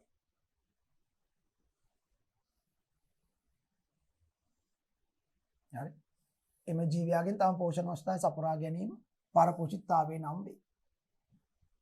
නිදසුන් කිනිතුල්ලෙක් ගවයෙකුගේ සිරුරේ රුධිරය උරා බීම. එතකොට කිනිතුල්ලා පරපෝෂිතයා, ගවයා ධාරකයා. බලන්න පරපෝෂිතයා පොඩි, ධාරකයා ලොකුයි. වක් වෙලාවට එහෙමයි. හරිද? එතකොට මේ ලේ උරා බොන්නේ කිනිතුල්ලා. එයාට වාසි, පරපෝෂිතට වාසි, ධාරකයාට අවාසි. නිසා ඍණාන්තර ක්‍රියාව. පිළිල ශාකයක්. අන ශාක පැත්තෙන් මේක. දැන් ওই විලෝපිකතාවේ නම් ශාක අතර ඇත්තටම නැති තරමයි. ශාක තව ශාකයක් මරාගෙන කන්නේ නැහැ. විලෝපිකතාවේ නැහැ. හැබැයි ශාක අතර පරපෝෂිතතාවේ තියෙනවා. හැබැයි මේ ශාකවල විලෝපිකතාවයට සමාන ක්‍රියාවලියකුත් තියෙනවා. මම ඒක පස්සේ විග්‍රහ කරන්නම්. ඒ කියන්නේ ශාක තව ශාකයක් මරා ගන්නේ නැහැ. මොකද ශාක තමන්ගේ ආහාර නිපදව ගන්න නිසා. ආහාර සඳහා වෙනත් ශාකයක් මරන්නේ නැහැ. හැබැයි ශාක සමහර වෙලාවට කෘමීන් අල්ලලා මරනවා. උදාහරණ කඳු ලැස්ස. එතනින් ගියාම නිල් මොන රැස්ස, බාඳුරා වගේ ශාක ඒගොල්ලන්ගේ නයිට්‍රජන් පෝෂකයේ අවශ්‍යතාවය සපුර ගන්න කෘමීන් අල්ලනවා. බාඳුරා වල කෙන්ඩියක් තියෙනවානේ. ඒ කෙන්ඩියේ පියන ඇරිලා තියෙන්නේ. කෘමියා මේක ඇතුළට ගියපු ගමන් පියන වැහෙනවා. ඒ ශාකයේ ජීව ක්‍රියාවලියක් මගින් පියන වැහෙනවා. ඇතුළෙන් එන්සයිම් ස්ට්‍රයිලා කෘමියා මරණයටපත් වෙනවා. ඒ කියන්නේ ශාකයේ විසින් තමයි කෘමියා මරණයටපත් කරන්නේ. එන්සයිම් දාලා. කෘමියට එන්න බෑ, කෘමියා මැරෙනවා. ඒක ඇද්දි තියෙන විෂවල එහෙම මේ වෙලා. මැරුණාට පස්සේ කෘමියාගේ දේහයේ තියෙන බහිස්සැකිල්ල ඒකේ නයිට්‍රජන් තියෙනවා. කෘමියාව මරලා ජීර්ණය කරලා බහිස්සැකිල්ලේ තියෙන නයිට්‍රජන් ටික ශාකයේ තමන්ගේ අවශ්‍යතාවයට ප්‍රයෝජනයට ගන්නවා. එතකොට එතන ඇත්තටම කෘමියාව මරණයට ලක් කිරීමක් කරන්නේ ශාකයේ. එක් ආකාරයක විලෝපිකතාවයක්. මරලා කෙලින්ම කන්නේ නැහැ. නමුත් මරලා තමන්ගේ පෝෂණ අවශ්‍යතාවය සම්පූර්ණ කරගන්න. ඔය නිල් මොන රැස් බාඳුරාවලත් එහෙමයි. මේ බාඳුරා නිල් මොන රැස් කඳු ලැස්ස කියලා ගහක් තියෙනවා. ඒකේ පත්‍රවල බූවක් තියෙනවා. ඒ බූව අතරින් කෘමීන් යනකොට බූවේ කෙඳි වලින් ට්‍රැප් කරලා අර මේව කරලා තද කරලා කෘමියාව මරණයටපත් කරලා ජීර්ණය කරලා කෘමියාගේ බහිස්සැකිලේ තියෙන නයිට්‍රජන් ටික තමන්ගේ පෝෂණ නයිට්‍රජන් අවශ්‍යතාවයට සපුරා ගන්නට ඒ ටික උරා ගන්නවා ශාක. එතනදී පොඩි විලෝපිකතාවයට සමාන ක්‍රියාවලියක් ශාක කරනවා. නැත්නම් සාමාන්‍යයෙන් ශාක තමන්ගේ ආහාර අවශ්‍යතාවය සඳහා වෙනත් ශාකයක් මරන්නේ නැහැ. මොකද ශාක ප්‍රභා සංශ්ලේෂණය තමන්ගේ ආහාර නිපදව ගන්න නිසා. බොහෝ වෙලාවට විලෝපිකතාවය දකින්න පුළුවන් සතුන්. නම් පරපෝෂිතතාවේ ශාකවලක් තියෙනවා සමහර ශාක. උදාහරණයක් ඇරෙට අගමුල නැති වැල කියලා එකක් තියෙනවා. ඒ කියන්නේ කුස්කූටා කියලා විද්‍යාත්මක නාමය අගමුල නැති වැල.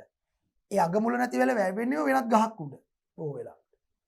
වෙන ගහක මෙහෙම අත්තක් උඩ තමයි වැවෙන්නේ.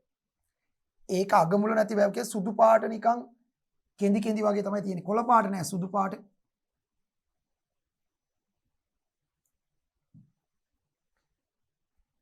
සුදු පාට නෑ නිකන් මේ මොනවද කොළ පාට නෑ සුදු පාට කෙඳි කෙඳි වගේ මෙහෙම. හැමතැනම වැවිලා තියෙනවා. ගහ පුරාවට මොහොම වැවිලා තියෙනවා. අගමුල නැති වැල කියලා මේකට කියන්නේ. ඔව් කුස්කෝට. ඒතර මෙයාගේ විශේෂත්වය තමයි මෙයා සුදු පාටයි කියන්නේ කොළ පාට නෑ කියන්නේ මෙයා ප්‍රභා සංශ්ලේෂණය කරන්නේ. ප්‍රභා සංශ්ලේෂණය කරන හරිතප්‍රද තියෙන්නේ පෙ. හරිතප්‍රද තියෙනවා නම් කොළ පාටනේ. මෙයාගේ ප්‍රභා සංශ්ලේෂණය කරන්නේ නැහැ. ඒ නිසා හරිතප්‍රද නැහැ. ඒ නිසා කොළ පාට නැහැ. ප්‍රභා සංශ්ලේෂණය කරන්නේ නැත්නම් ඒ කියන්නේ මෙයා ආහාර නිපදවන්නේ නැහැ. එයා කරන්නේ අර ධාරක ශාකයේ මේ ඉදින් ධාරක ශාකයේ මරත් පාටින් ඇතුලින් ධාරක ශාකයේ ඇතුළට මුල් යවලා ධාරක ශාකයෙන් ආහාරයි වෙනත් පෝෂකයි ජලයයි ඔක්කොම උරා ගන්න. මේ ධාරක ශාකයේ ප්‍රභා සංශ්ලේෂණය කළ ආහාර නිපදවා ගන්නනේ. ඒවා ධාරක ශාකයේ ෆ්ලෝයම් පටකයේ දිගේ ඇතුලේ පරිවහණය වෙනවානේ. මෙයා ඇතුළට මුල් යවලා ධාරක ශාකයෙන් ආහාරات ගන්නවා වෙනත් පෝෂකات ගන්නවා ජලයත් උරා ගන්නවා. ජලය පෝෂක ඔක්කොම ගන්නේ ධාරක ශාකයෙන්. ඒ නිසා මෙයාට ආය අලුතින් කොළ පාටලා ප්‍රභා සංශ්ලේෂණය කරන්න උවමනාවක් නැහැ. තමන්ගේ සියලු පෝෂණ අවශ්‍යතා ධාරක ශාකයෙන් ගන්නවා. එතකොට ඒ නිසා ධාරක ශාකයට හානි වෙනවා. පරපෝෂිත කුස්කුටාට වාසි. ධාරක ශාකයට හානි නිසා මේක ඍණාන්තර ක්‍රියාවක්. අනික මෙතනදී ධාරක ශාකය හැබැයි මැරෙන්නේ නැහැ. මරණයට ලක් කරන්නේ ඒක උඩ වැදලා හැමදේම. එයාට අවාසි ධාරක ශාකය. එයාගෙන් මෙයා පෝෂණය ගන්නවා. අනිකුත් ආහාර ගන්නවා, අනිකුත් පෝෂක ගන්නවා, ජලය ගන්නවා, ඔක්කොම උරා ගන්නවා. හරි. ඒතර මේ අගමුල නැති වැල අපි කියනවා පරපෝෂිතාට උදාහරණයක් ශාකවල. හරි. පරපෝෂිත ශාකයේ තමයි අගමුල නැති වැල. හානියට ලක් වන ශාකය තමයි ධාරක ශාකය. පැහැදිලි? හරි.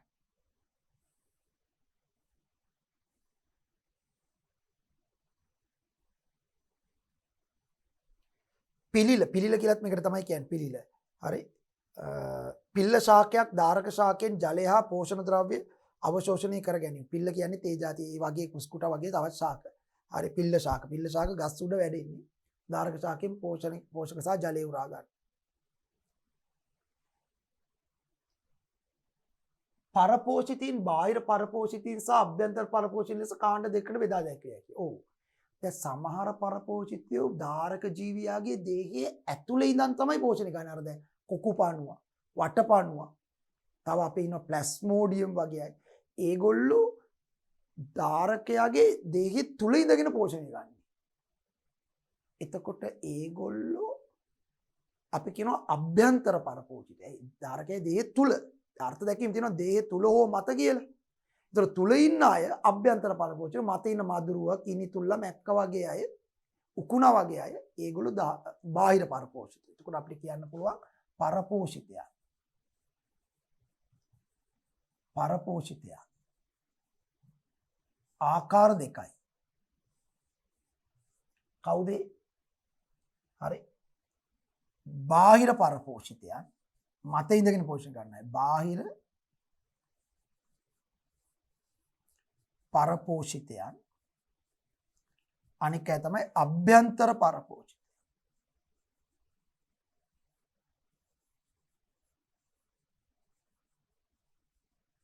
අභ්‍යන්තර පරපෝෂිත. පරපෝෂිතයන් බාහිර පරපෝෂිතයන් සහ අභ්‍යන්තර පරපෝෂිතයන් ලෙස කාණ්ඩ දෙකකට බෙදා දැක්විය හැකිය. බාහිර පරපෝෂිතයන් මත ඉන්නේ. බාහිර පරපෝෂිතයන් ධාරකයාගේ දේහයේ මත ජීවත් වෙන්නේ. මත බාහිර පරපෝෂිතයන් ධාරකයාගේ දේහයේ මත ජීවත් වෙන්නේ. පෝෂණය ලබා ගන්න. බාහිර පරපෝෂිතයන් කිහිප දෙනෙකු හා ඔවුන් පිළිබඳ විස්තර පහත වගේ දක්වා ඇත. මෙන්න බාහිර පරපෝෂිතව කිරිතුල්ලා. එයා ඉන්නේ මොන ධාරකයන්ගේ දේහ මතද? බල්ලන්ගේ ඉන්නවා, ගවයන්ගේ, බල්ලා කියන්නේ පුරුෂයන්ගේ ඉන්නවා. හානිය තමයි ධාරකයන්ට සිදුවන මෙයා ගන්න රුධිරය තමයි උරාගෙන බොන්නේ. උකුණා. උකුණා ඉන්නේ මොන ධාරකයන්ගේ දේහ මතද? මිනිසා, පක්ෂියා වැනි පක්ෂීන්ගේ තියෙනවා. හානිය රුධිරේ උරා බීම. මැක්කා. මැක්කා කියන්නේ බාහිර පරපෝෂිතෙක් ඉන්නේ මොන වගේ ධාරකයන්ගේ දේහ මතද? බල්ලා වගේ අය රුධිරේ උරා බීම. හානිය. පරපෝෂිතයා කූඩැල්ලා ඒත් බාහිර පරපෝෂිතෙක් ඉන්නේ මොන වගේ ධාරකයන්ගේ? මිනිසා, ගවයා වගේ ක්ෂීරපායි සත්තුන්ගෙන් තමයි ලේ උරා. ක්ෂීරපායි ඕන සතෙක්ගෙන් මෙයා ලේ උරාගෙන බොනවා. හානිය රුධිරේ උරා බීම. පැහැදිලි? ඊළඟ බලමු අභ්‍යන්තර පරපෝෂිත. අභ්‍යන්තර පරපෝෂිත. අභ්‍යන්තර පරපෝෂිතයින් ධාරකයාගේ දේහ තුල ජීවත් වෙමින් පෝෂණය ලබයි. අන්න ධාරකයාගේ දේහ අභ්‍යන්තර පරපෝෂිතයන් ධාරකයාගේ දේහ තුල ජීවත් වෙමින් පෝෂණය ලබනවා. ධාරකයාගේ දේහ තුල ජීවත් වෙමින් පෝෂණය ලබා ගන්න. අභ්‍යන්තර පරපෝෂිතයන් කිහිප දෙනෙකු හා ඔවුන් පිළිබඳ විස්තර පහත වගේ දක්වා ඇත. එන්න අභ්‍යන්තර පරපෝෂිත. පරපෝෂිතය ධාරකයා පරපෝෂිතය ධාරකයාට සිදු කරන හානිය. වටපණුව තමයි පරපෝෂිතය. එයා ඉන්නේ කාගේ ඇඟ ඇතුළේද? මිනිසා කියන ධාරකයාගේ ඇඟ ඇතුළේ. සිදු කරන හානිය ආහාර මාර්ගයෙන් රුධිරේ උරා බීම. ඊළඟ පරපෝෂිතය ප්ලාස්මෝඩියම් ප්‍රොටෝසෝවාවෙක්. එයා ඉන්නේ මොන ධාරකයාගේ ඇඟ ඇතුළේ? ඒත් මිනිසාගේ. මිනිසාගේ රතු රුධිරාණු ඇතුළේ ඉඳගෙන රතු රුධිරාණු වලින් පෝෂණය ලබන රතු රුධිරාණු ක්‍රමයෙන් විනාශ කරන රුධිර සංසරණ පද්ධතිය ඉන්නේ. මැලේරියා රෝගය හදන්නේ මෙයා. මෙයා නිසා මැලේරියා රෝගය හැදෙනවා. ප්ලාස්මෝඩියම්. හානිය තමයි රක්තාණු තුල ඉඳගෙන මැලේරියා රෝගේ බෝ කිරීම. රක්තාණු විනාශ වෙනවා මේක නිසා. හරි. අපි දන්නවා සාමාන්‍යයෙන් විනාශ වෙන රක්තාණු ඉවත් කරන්නේ රුධිරයෙන් අක්මාවිදි සහ පීආවිදි. නිසා මැලේරියාවේදී ප්ලාස්මෝඩියම් වල රතු රුධිරාණු විනාශ කරලා විනාශ වෙන රතු රුධිරාණු රුධිරයෙන් ඉවත් කිරීමට අක්මාවේ සහ පීආවේ ක්‍රියාකාරීත්වය වැඩි වෙනවා. නිසා අක්මාව ඉදිමෙන්න ගන්නවා මැලේරියාවේදී. අක්මාව ඉදිමෙනවා ක්‍රියාකාරීත්වය වැඩි වෙලා. හරි. මැලේරියා රෝගේ බෝ කිරීම. ඊට පස්සේ පරපෝෂිතය කොකුපණුව. කොකුපණුව. එයා ඉන්නේ මොන ධාරකයන්ගෙන්ද? ඒත් මිනිසාගේ. ආහාර මාර්ගයෙන් ලේ උරා. හානිය ආහාර මාර්ගයෙන් රුධිරේ උරා. තරංගයේ විලෝපීයතාවය, පරපෝෂිතතාවය යන ජෛව අන්තර්ක්‍රියාවලදී එක් ජීවියෙකුට වාසි සහගත වන නමුත් අනෙකාට අවාසිදායකයි. එන මේ වචනේ. අනෙකාට අවාසිදායකයි. අනර මම කියපු එක. අනෙකාට අවාසිදායකයි. හරි.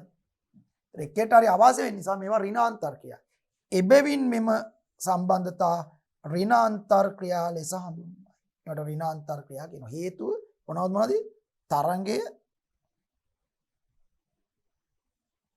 තරංගය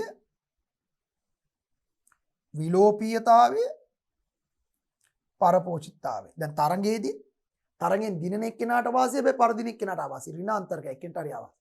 විලෝපිකතාවයේදී විලෝපිකයට අවාසි, ගොදුරට අවාසි. ගොදුරට අවාසි නිසා ඒක ඍණාන්තර්කය. පරපෝෂිතතාවයේදී පරපෝෂිතයට අවාසි, ධාරකයට අවාසි. වචන මතක තියාගන්න. ධාරකය ඇතනදී. ධාරකයට අවාසි. හරි? ඒ නිසා ඒක ඍණාන්තර්ක්‍රියාව. යම්කිසි ජීවි අන්තර්ක්‍රියාවකදී එම අන්තර්ක්‍රියාවට සහභාගී වුණු ජීවීන් අතරින් එක් ජීවියෙකුට හරි අවාසියක් වෙනවා නම් ඒක ඍණාන්තර්ක්‍රියාව.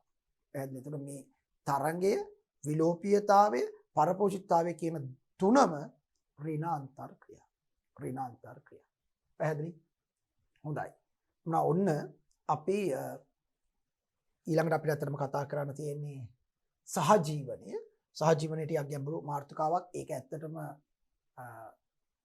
ධනාන්තර ක්‍රියා කොටසට වැටෙන්නේ. අපි තාම මේ සාකච්ඡා කරමින් ඉන්නේ පරිසර පද්ධතියක තියෙන අන්තර් ක්‍රියා වර්ග තුනකට අපි බෙදුවා දැන් මුලදීම. ජීවි ජීවී අන්තර් ක්‍රියා, ජීවි අජීවී අන්තර් ක්‍රියා, අජීවී අජීවී අන්තර් ක්‍රියා. මම කෝ ඔය අන්තර් ක්‍රියා වර්ග නිසා තමයි පරිසර පද්ධතියේ ගතික සමතුලිතතාවය හටගන්නේ. ගතිකේ පවත්වමින් පද්ධතිය සමතුලිත කරලා තියාගන්නේ ඔය අන්තර් ක්‍රියා වර්ග තුනෙන්. ඕකෙන් අපි පළවෙනි අන්තර් ක්‍රියා වර්ගය තමයි කතා කරන්න ගත්තේ ජීවි ජීවී අන්තර් ක්‍රියා. ඒතර ඔය දැන් අපි මේ කතා කරපු තරංගය, අපි මේ කතා කරපු පරපෝෂිතතාවය, දැන් අපි මේ කතා කරපු විලෝපිකතාවය, මේ ඔක්කොම ජීවීන්, තාම අජීවීන් ආවේ නැහැ. ජීවීන් ජීවී අන්තර් ක්‍රියා. තරංගය ඇති වෙන්නේ ජීවී ජීවී අන්තක් විශේෂ තරංගය සහ අන්තර් විශේෂ තරංගය ජීවී ජීවී. විලෝපිකතාවයේදී ගොදුරයි විලෝපිකය අතර ජීවී ජීවී අන්තර් ක්‍රියා. පරපෝෂිතතාවයේදී පරපෝෂිතයයි ධාරකය අතර ජීවී ජීවී අන්තර් ක්‍රියා. මේවා ඔක්කොම ඍණාන්තර් ක්‍රියා. හැබැයි ජීවී ජීවී. දැන් ඊළඟට කතා කරන සහජීවනයේ සහභෝජීත්වය, ප්‍රාක් සහභාගීත්වය, හරි. ඊට පස්සේ අන්‍යෝන්‍ය සහජීවනයේ ඒ විදිහට ඒකේ තියෙන කොටස්. ඒවත් ජීවී ජීවී. තාම මේ අපි යන්නේ පළවෙනි කොටස ඇතුලේ. අන්තර් ක්‍රියාවල පළමු කොටස ජීවී ජීවී අන්තර් ක්‍රියාවට තමයි මේ යන්නේ. ඊට පස්සේ අපිට ජීවී අජීවී අන්තර් ක්‍රියා තියෙනවා. අජීවී අජීවී අන්තර් ක්‍රියා මේ සියල්ලකගේම සමස්ත ප්‍රතිඵලයෙන් තමයි පරිසර පද්ධතිය ගතිකව සමතුලිතව පවතින්නේ. පැහැදිලි? ඉතින් අපි මේ හිමින් එකින් එකින් ගැන තමයි කතා කරන්නේ. ඒ යටතේ අපි දැන් මේ පරිච්ඡේදයේ ප්‍රධාන අන්තර් ක්‍රියා වර්ග තුනක් ගැන කතා කරා. තරංගය, ඊළඟට විලෝපිකතාවය, පරපෝෂිතතාවය. මේ තුනේදීම එක් ජීවියෙකුට අවාසි වෙනවා, තව ජීවියෙකුට කණ්ඩායමකට වාසි වෙනවා. ඒක නිසා අපි මේක ඍණ අන්තර් ක්‍රියාවක් කියලා ගත්තා. මොකද එක්කෙනෙක්ට හරි අවාසි වෙනවා නම් ඒක ඍණ අන්තර් ක්‍රියාවක්. ඉතින් අපි ධනාන්තර් ක්‍රියාවක් තියෙනවා. ඒ කියන්නේ ධනාන්තර් ක්‍රියාව කියන්නේ මෙහිමයි. කාටවත් අවාසියක් නැහැ. වාසි වෙන්න පුළුවන්, වාසිව අවාසි නොවෙන්න පුළුවන්. තේරුණාද කියන එක? ඒ කියන්නේ එක ජීවියෙක්ට වාසියලා තව ජීවියෙක්ට විශේෂ වාසියකුත් නැහැ, අවාසියකුත් නැහැ. ප්‍රශ්නයක් නැහැ නේ, අවාසියක් නැහැ.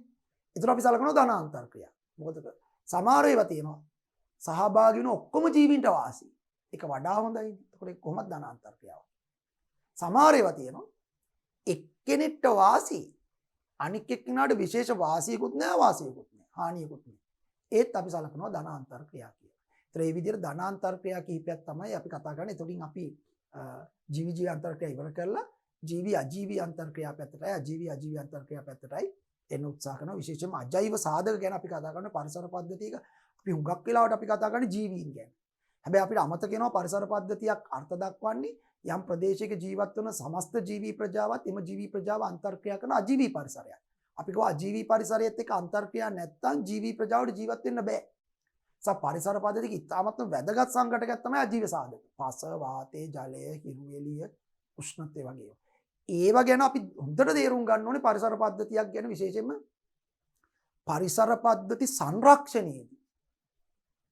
හරි, ඉකෝසිස්ටම් කන්සර්වේෂන් වලදී පරිසර පද්ධති සංරක්ෂණයේදී අපි මේ අජෛව සාධක, පරිසර පද්ධතික අජෛව සාධක මොනවද? ඒවා පරිසර පද්ධති ජීවි ප්‍රජාවට ඇති කරන බලපෑම මොකක්ද කියන එක හරියටම තේරුම් ගන්න තියෙනවා. නැත්නම් පරිසර පද්ධති සංරක්ෂණය කරන්න බෑ අපිට. ඒක නිසා ඒ සංකල්ප ඉතා වැදගත් විද්‍යාවේ සංකල්ප. හරි. ඉතින් ඒවා අපි සාකච්ඡා කරනවා අපේ ඉදිරි පරිච්ඡේදවලදී. ඒතකොට ඉදිරි පරිච්ඡේද තව ගණනාවක් මේ පාඩමේ තියෙනවා. ඒ පරිච්ඡේදවලදී අපි මේ පාඩම අංක කිව්වේ ජීව විද්‍යාව ඉතා වැදගත් සංකල්ප කිහිපයක් ආවරණය වෙන පාඩමක් තමයි මේ පරිසරයේ ගතික ස්වරූපය කියලා තුන්වන ශ්‍රේණියේ මේ තියෙන පාඩම. ඒක නිසා ඔන්න දැන් අපි ජීවි ජීවි අන්තර් ක්‍රියා කිහිපයක් ඉගෙන ගත්තා. මේ පිළිබඳව හොඳින් අවබෝධ කරගන්න, මේ පිළිබඳව හොඳින් පාඩම් කරලා, කරුණු මෙනෙහි කරලා මතක තියාගෙන ඉන්න. අපි තවදුරටත් ධනාන්තර ක්‍රියා වලට වැටෙන ජීවි ජීවි අන්තර් ක්‍රියා කිහිපයක් ගැන අපේ ඉදිරි පරිච්ඡේදයේ සාකච්ඡා කරනවා. හොඳයි, එහෙමනම් ඉදිරි පරිච්ඡේදයේදී ඒ කොටස් සාකච්ඡා කිරීමේ බලාපොරොත්තු ඇතිව මේ පරිච්ඡේදයෙන් සමුගන්නවා. සියලු දෙනාට තෙරුවන් සරණයි. සබ්බදානං ධම්මදානං චිනාති. සියලු දානයන්ට වඩා ධර්මදානය උතුම් වන්නේය යන උතුම් බුදුවදන පසක් කරමින් පිරිවෙන් අධ්‍යාපනය ලබන සුවහසක් පොඩි හාමුදුරුවන් වහන්සේලාගේ මෙහෙණින් වහන්සේලාගේ සහ දුවාදරුවන්ගේ දහම් ඇස විවර කරමින් සම්බුද්ධ ශාසනයේ චිරස්ථිතිය උදෙසා ධම්මික පෙරේරා, ෆ්‍රෙසිලා පෙරේරා පදනම මගින් සිදු කෙරෙන මහඟු සමාජ සත්කාරයයි ඩී.පී. පිරිවෙන් අධ්‍යාපනය.